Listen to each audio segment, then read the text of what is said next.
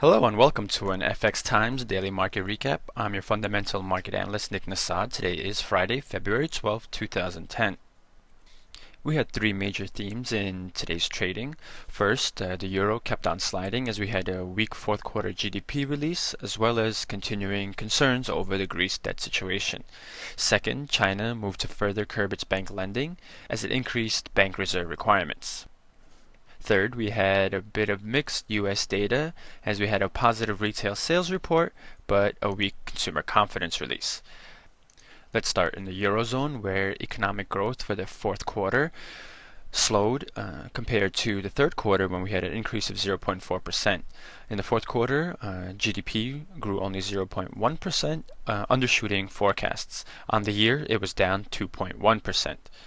Germany's growth was flat during the quarter, while France did see a bit of an increase. However, Italy, Spain, Greece, and others saw contraction in growth.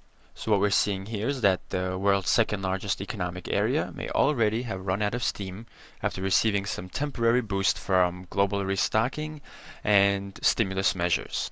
The news could persuade the European Central Bank not to raise its key interest rates or to withdraw support measures for the banking sector quickly. The euro-dollar pair, after retracing part of its sell-off in yesterday's session, let's take a look at from a Fibonacci retracement level about 50% of the rally. We hit resistance at around 1.37, and following the Eurozone GDP release, which came around 5 a.m., with Germany's coming out earlier, we saw this rather sharp slide in the euro. We broke below our support at 1.36, which was our low here from last week. And we set a new support level at 1.3530. That is a fresh 9-month low for the pair. We had this sharp drop on Thursday as European Union leaders who gathered for a meeting in order to address the need to support fiscally strapped Greece. The meeting failed to allay investors' fears as the statement held few details about what the European Union will be planning to do. So for now, the euro is extending its declines we have seen throughout most of January and now in February.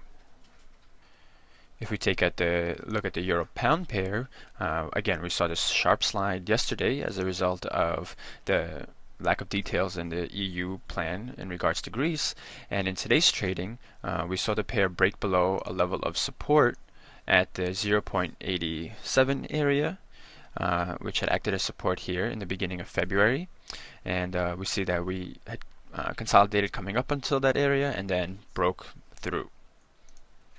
Now in New York trading, we did manage to retest that level of support now as a level of resistance, and the euro-pound pair was turned back following that test.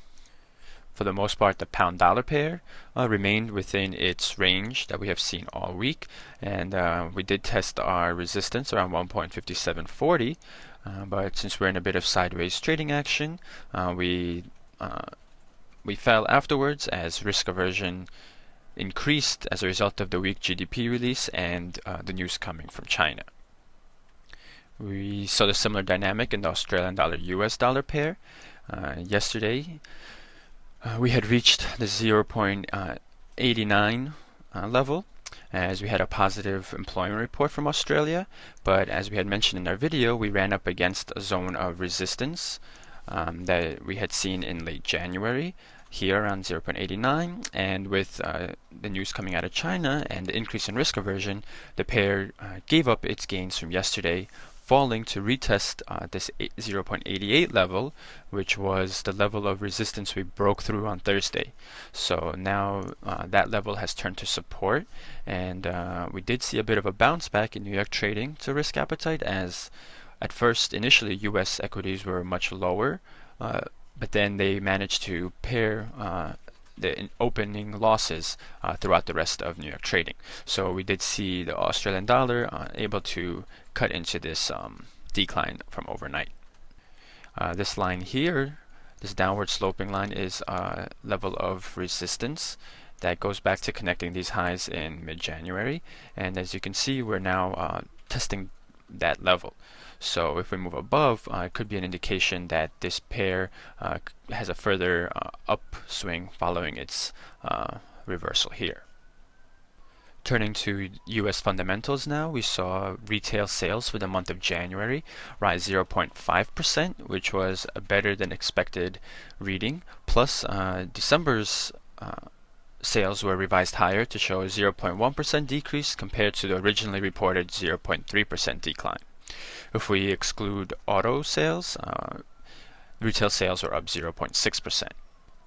Retail sales are a major indicator of consumer spending trends because they account for nearly 1/2 of total consumer spending and make up about 1/3 of overall aggregate economic activity. It shows that to start the first quarter of 2010, consumers were willing to open up their wallets and spend. A second report from the US, however, showed that the consumer confidence slid in the middle of February. The University of Michigan Reuters Preliminary Consumer Sentiment Index for February came in at 73.7, which was down from the 74.4 we saw in January. Current conditions actually improved to 84.1 from 81.1, but the expectations index fell to 66.9. So that is what dragged down the index overall. We could see on our chart to the right that we have been sort of staying steady the last 3 months in terms of where we are at consumer confidence. We'll see if this weaker confidence report is revised when we get the final version for February, and how it will affect retail sales figures for the February period. Now let's take a look at the next week's key releases. From the US, Tuesday, we get data on foreign purchases of long-term securities from the U.S. as well as the Empire Manufacturing Index. Wednesday, we get data on industrial production, on housing starts and building permits, plus the FOMC meeting minutes.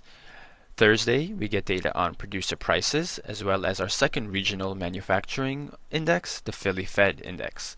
On Friday, we get our second measure of inflation, which will be consumer prices. Around the world, we start on Sunday with Japan's preliminary version of fourth quarter GDP.